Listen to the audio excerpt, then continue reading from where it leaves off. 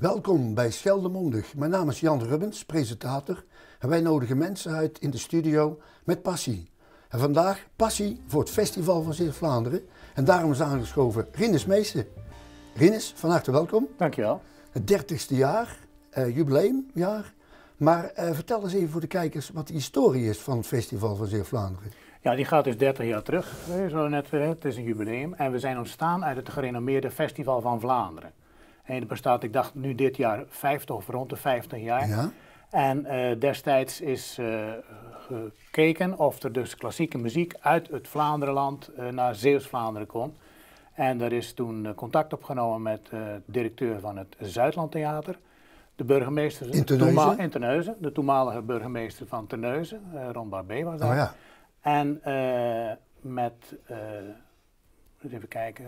1989? Ja, zoiets, 88 in die buurt. Ja, 89. Nou, en dat is de nu huidige gouverneur van Oost-Vlaanderen. Dat was dus de directeur van het Festival van Vlaanderen. Dus daar ligt nog een hele carrière voor me open als je ziet, hè, dat die man tot gouverneur van Oost-Vlaanderen benoemd is.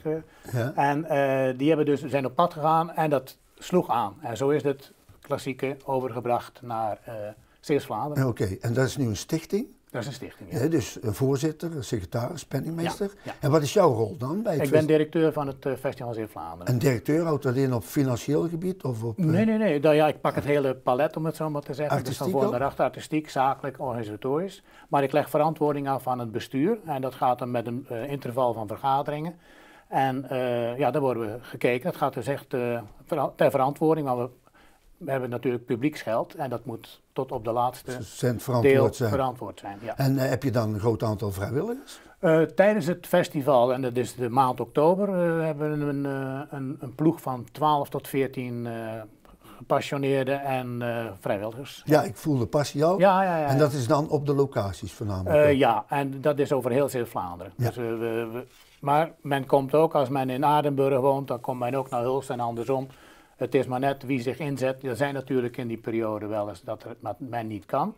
Maar over het algemeen is er een groot enthousiasme. Oké, vrijwilligers voldoende. Ja. En dan heb je natuurlijk nog sponsors. Ja, dat is een belangrijke factor. Ja, en hoe kom je eraan? En ja, hoe behoud je ze? dat vraagt extra werk. Hè. Ik moet zeggen, met de sponsorcommissie zetten we ons zeker een maand of 2,5 in om gelden te genereren van sponsors. We mogen daar echt niet over klagen, want kijk, ik zeg altijd maar, als het goed gaat, dan wil men daar ook graag zijn logo aan verbinden. En dat gaat goed, maar we hebben ze hard nodig. En de provincie, Zeeland? De provincie en de 3 gemeentes, dus de provincie Zeeland, de gemeente Sluis, Hulst en Terneuzen, die subsidiëren het festival. Oké. Dat is een deel van per inwoner, dus we moeten naar de kracht. Dat is een ratio van de aantal inwoners. Ja.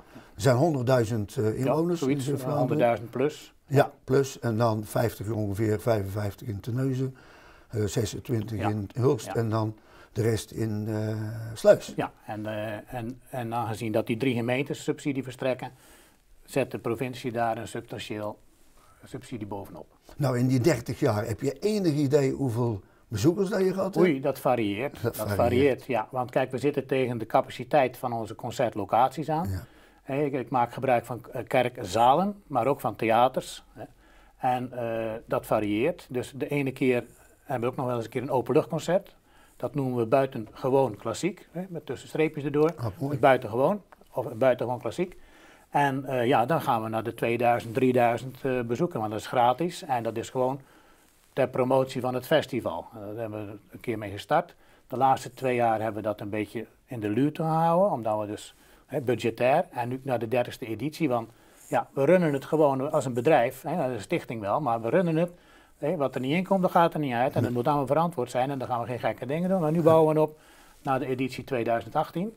Maar dan variëren. Dus eigenlijk kan je zeggen van, stel je voor dat je een bezoekersaantal van 100 hebt en je hebt er dan in één keer 110 en het jaar erop 90. Dan gaat het slecht. Nee, zo gaat het niet. Nee. Nou, laten we even inzoomen naar 2017. Er was een prachtig concert in de basiliek van Hulst, de mooiste kerk van Nederland. Althans, volgens de NCV. Ben ik met je eens, Ja, de vakjury van de NCV ook. Ja. Nou, en er zijn mooie opnames van. Zullen we daar eens even naar gaan kijken? Dat is goed. Oké. Ja.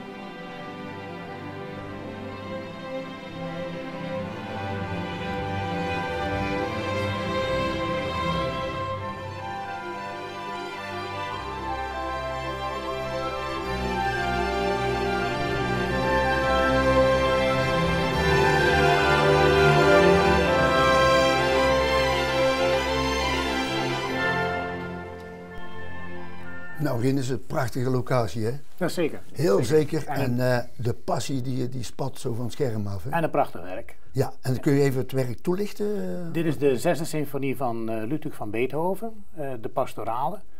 Dat is een muzikale landschapsschets, kan je zien. Daar zitten allerlei tafereelen in. De landdag, daar zitten vogels zitten daar in de natuur, een beekje, een storm. En dat wordt muzikaal zo verwerkt. Ja. En onder leiding van Konrad van Alphen, Sinfonia Rotterdam, aangevuld met topmuzici.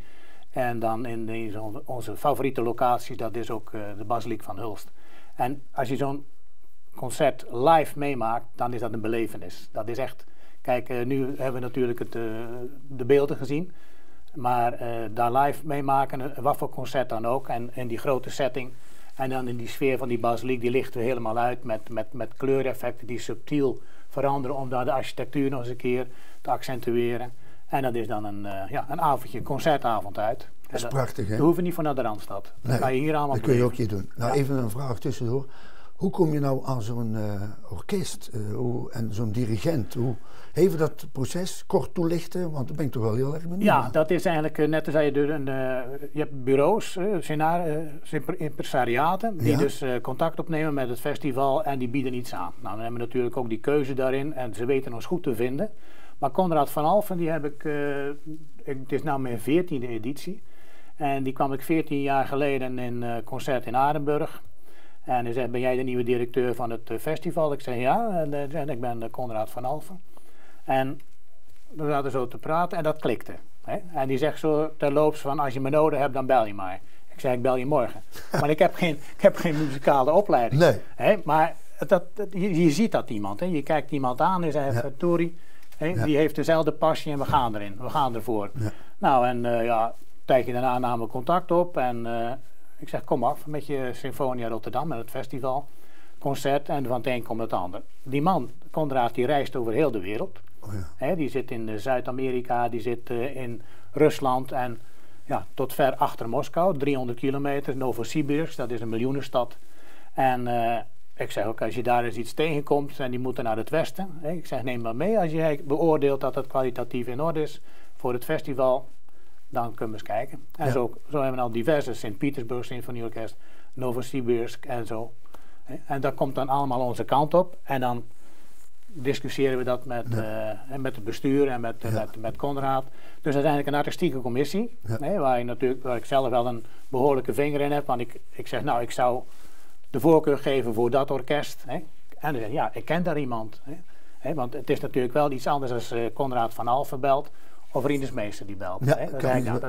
Die kennen elkaar veel beter dan dan heb je weer zo'n festivaldirecteur en Dus eigenlijk Konrad van Alphen is eigenlijk een beetje jouw rechterhand. Nou, ik consulteer hem. Ja, die het netwerk onderhoudt, muzikaal. Ja, Konrad die heeft een belangrijke factor in het festival. Zeker de laatste jaren. Ja, maar jij componeert eigenlijk het festival. Ja. Toch? Ja.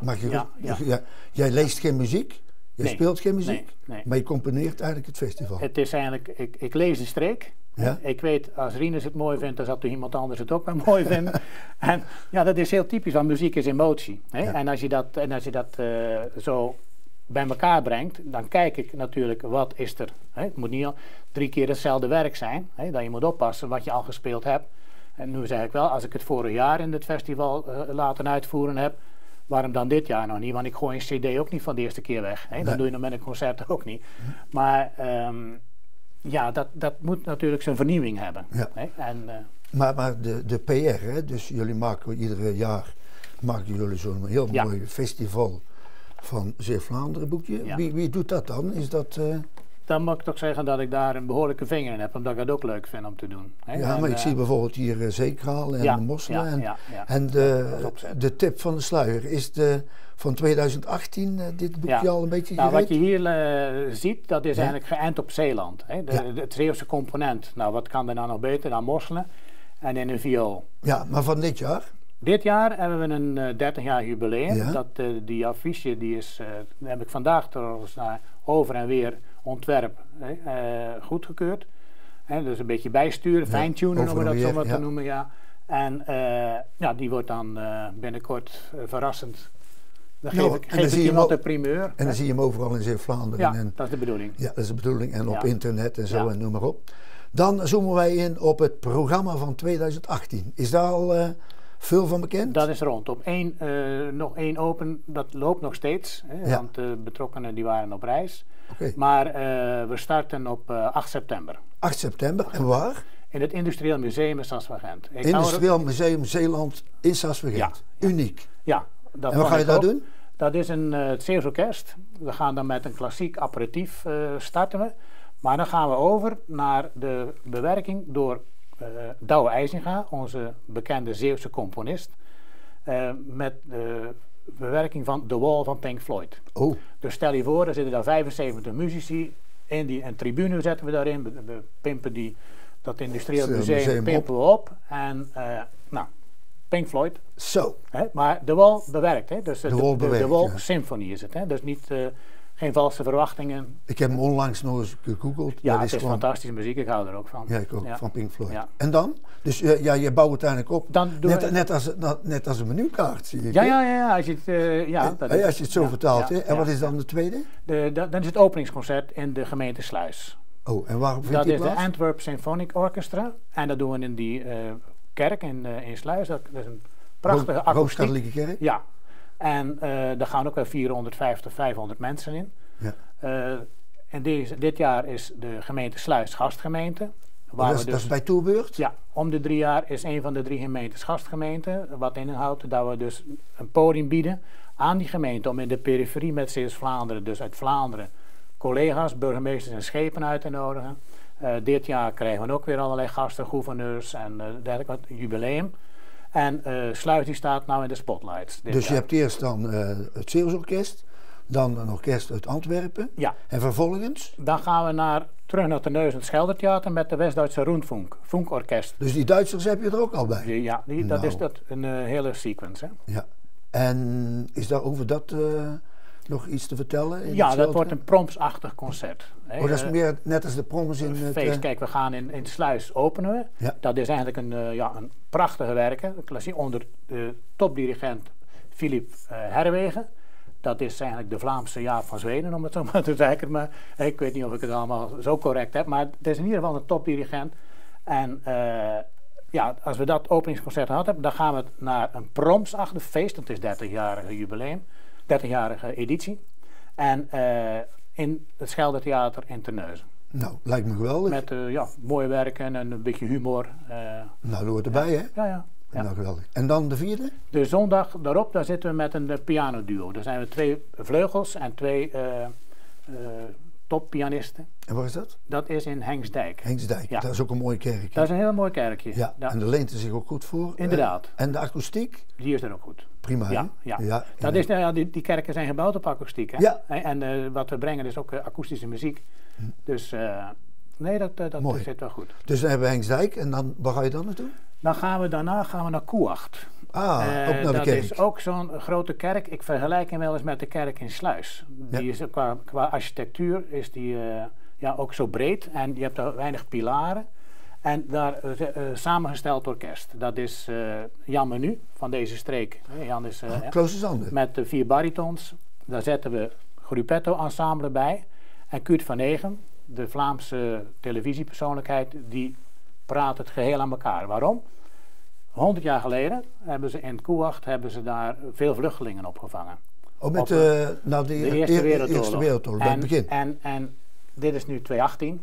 En in één keer dacht ik, En die Gruppetto, die hebben een programma in Flanders Field, hebben we het genoemd. Ja. En die gaan dan eigenlijk met Kurt van Egem, met die verhalenlijn van Kurt van Egem, kunnen we zeggen van hoeveel mensen zijn er blijven hangen in Koewacht? Welke liefdesrelaties zijn er ontstaan? Hoe is die grensoverschrijdende contacten is dat voortgezet tot nu, 100 jaar nadien. Hè? Ja. Maar dat was niet mis. Hè? Nu zijn we al, schrikken we al als er 200 vluchtelingen komen. Maar ik heb me laten vertellen dat er toen 20.000 waren op een bevolking van 2000. Dus ja, in Koewacht. Dus eigenlijk een ode aan de bevolking van Koewacht. Ah ja, gewoon slim zeg. Ja, nou ja, slim. Ik vind je moet je streek een beetje kennen natuurlijk. Ja. Maar goed, van Koewacht ga je naar? Dan gaan we naar de Basiliek in Hulst weer. En dat met het residentieorkest. Van Den Haag? Den Haag. Residentieorkest Den Haag. Dat is een orkest dat bestaat eigenlijk al 130, 135 jaar als ik het... Ja, daar ben ik eigenlijk een beetje mee opgegroeid. Dat je zegt van thuis werd dat en als er op de radio klassieke muziek... Residentieorkest, dat was een groot en met dirigenten van naam. Dus behalve de Zeeuwen ook de Hollanders weer? Ja, zeker. En waar gaan die dan? Die gaan, de klassieke werken, ik weet niet uit mijn hoofd welke. En de dag daarna dan gaan we naar Porgy and Bess. Oh, dat is een beetje kleinschalig in Terneuzen? We gaan met Cole Harbour, dat zijn 10 jonge muzici uit Rotterdam. Ja. En die spelen klassiek en die improviseren dan naar de jazz en terug naar de klassiek. En die komen van het conservatorium af? Ja, dat zijn professionals. En hoe kom je dan daar aan, als ik vraag? Ja, dat is ook weer terug naar het concert van vorig jaar. Er waren 2 klarinetisten van het Nieuw Amsterdams Klarinetkwartet. En die kennen elkaar. Ja. En dan zijn die spelen natuurlijk onze adressen, dus die ontvangen we. Met Zeeuwse bonussen, met babbelaars, met een beetje gastheer. Ja. En dat ze als ambassadeurs van het festival van Zeeuws-Vlaanderen teruggaan naar hun Hilversum of whatever, of waar dan ook bedoel. En die mensen laten we ook eens een keer ons aanbieden aan dat festival. Dus Porgy and Bess is dan ook weer heel blij met jou. Ja. En dan? Dus even kijken, want ik doe het even uit mijn hoofd. En dan gaan we naar Nationaal Orkest van België. Terug in het Scheldetheater, dat heeft een grote zaal nodig en ook dat is een toporkest. Dat is nu voor de 3e keer, 4e keer in het festival. En daar het Nationaal Orkest van België. Oké. Dat is grandeur. En wat voor muziek hebben die dan? Ja, dat zijn werken van Dvorak, Schumann, Ik zou moeten kijken, want het is natuurlijk een hele mix-up. Dan moet ik al op een spiekbriefje gaan zetten. En dan gaan we naar Groede. Naar de kerk? De Grote Kerk in Groede met het St. George Quintet. En die brengen dan... die komen uit Engeland? British Legends. Nee, die komen uit Amsterdam. Oh. Die hebben ook deelgenomen aan het Grachtenfestival. Maar ook van Brugge, want ze hebben mij contact opgenomen van een geachte Noord-Nederlander of zoiets. Of de Noorderbuur. Ja. Dat vind ik al leuk. Hè? Ja. Ik zei alleen waarom niet. Dus dan keek ik naar hun profiel en dergelijke. En dan maak je daar een besluit op. Okay. En dan kijk je waar ze overal al geweest zijn. En die hebben natuurlijk aan het Grachtenfestival meegedaan. Nou, dan zeg ik, als je daar meedoet, dan kan je uiteraard ook in het festival in Vlaanderen meedoen. We moeten niet te veel pretenties hebben natuurlijk. Maar het is wel mooi vergelijkbaar. Absoluut. Ja. Die zit ook echt in de top te werken. Ja, zeker in de top. En het slotconcert is dan in de bij basiliek. de 10e en de basiliek. Ja, in de basiliek in Hulst. Ja. En dat is? Symfonia Rotterdam. Kijk, Conrad is artist in residence. En ja, we zijn blij dat we zo iemand in ons festival hebben. Zeker in de artistieke kant. En dat het voor mij een vraagbaak is van... kijk die en ik heb dit en dat bedacht. Wat vind je daarvan? Hè? Dus want hij is zo veel op prijs. Ja. Maar dat is een grote hulp, om het zo maar te zeggen. Hè. Dus dan is de cirkel rond? Dan zijn nog niet helemaal, want ik heb nog 1 open en dat is IJsendijken. En daar ben ik bezig met een mini-opera. En dat betekent? 8 muzici, zowel instrumentaal als vocaal. Maar die mensen waren op reis in Afrika, die zijn ook internationaal. Professional, alles is professional wat er in het festival komt. Ja. Is in totaliteit ruw geschat, zullen er dit jaar 480 muzici op het podium staan. Dirigenten van naam, solisten van naam, internationaal. Er zit een Amerikaan tussen de dirigent, een Armeense solist, Belgische solisten, nog een Amerikaan, Conrad Zuid-Afrikaan, zoiets. Hè. En dan dat. Ja, en de kaartverkoop, is die al gestart? Die starten we 23 mei. 23 mei. Dan loopt parallel met het programmaboekje van de Zeeland Theaters. De kaartverkoop die loopt via Zeeland Theaters. Met uitzondering van het Zeeuws Orkest. Die doen de kaartverkoop in eigen huis. En die starten zo snel mogelijk. Maar ik ga ook los met mijn publiciteit en met de website. Die op een paar procentjes na is die ook in orde voor dit jaar. Dus ook altijd, alles komt nu geclusterd. Een beetje in deze maanden, deze weken. Sponsoring, maar ook de jaarrekeningen. We leggen natuurlijk verantwoording af. Dat zijn allemaal van die zaken, ja, het is een dagtaak in feite. Ja, ja. Maar ik dacht, ja, in september, voor die tijd zal Rinus het wel zo druk hebben. Op tijd ga ik Rinus programmeren bij Scheldemondig. Ben ik wel blij om, want dat is allemaal promotie. Ja, daarom ook. Ja.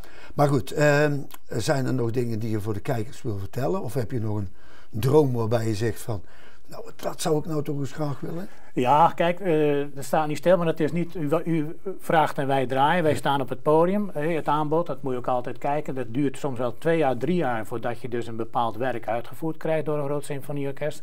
Bijvoorbeeld die pastorale van Beethoven, dat heeft me denk ik 4 jaar gekost. Om daar, want het is niet zo dat ze dat paraat hebben, die gaan repeteren. Want die mensen, dat zijn professionals, die oefenen misschien wel 5, 6 uur per dag, plus een uitvoering. Maar wat ik net al zei, een concert van het Festival van Zeeuws-Vlaanderen live bijwonen, dat is echt een belevenis.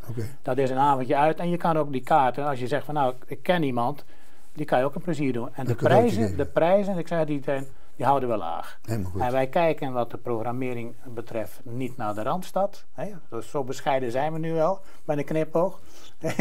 Maar de Randstad die kijkt naar ons van we zeggen, hoe doen die dat daar? En dat is mede dankzij die sponsors en die subsidie.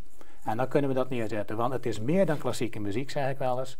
Het is de regiopromotie, het is wonen, werken, recreëren, communiceren, investeren, grensoverschrijdende contacten. En dan ben je met het Festival van Zeeuws-Vlaanderen als podium, heb je een overlap. Ja. Nou, laten we het daarbij besluiten, want het is echt heel mooi wat je doet. En ik denk dat iedereen blij van jou wordt als je zo gepassioneerd... Nou, hartelijk dank. Dank je wel. Nou, we kijken even de kijkers aan en die zeggen van... Festival van Zeeuws-Vlaanderen. Wanneer begon het ook alweer? 8 september. 8 september. Dan even een paar weken open. En dan op 5 oktober in Sluis. Maar de publiciteitsmolen die gaat dus binnen een week of 4 draaien. Nou, tot 10 concerten. Ik zal ook proberen aanwezig te zijn. Rinus, mag ik jou hartelijk danken voor jouw tijd. Ja, jullie ook. En voor je gepassioneerde bijdrage aan dit programma. Dank je wel. Graag gedaan.